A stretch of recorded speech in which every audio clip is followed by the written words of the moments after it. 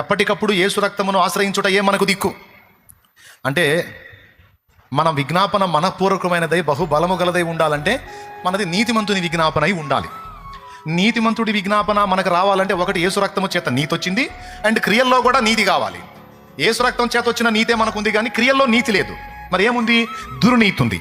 మరి ఇప్పుడు ఈ దుర్నీతి నుండి మనం విడుదల పొందాలంటే పైన చెప్పిన వచనాలు అవే.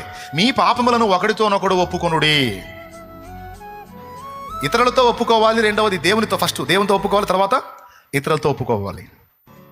దేవునితో మనం ఒప్పుకున్నప్పుడు ఏం జరిగిద్దో 1 యోహాను పత్రిక 1వ అధ్యాయం 8వ వచనం చెప్పింది. ఒప్పుకుంటే క్షమిస్తాడు, ఒక్కడితో వదిలిపెట్టడు, క్షమించి వదిలేయడు.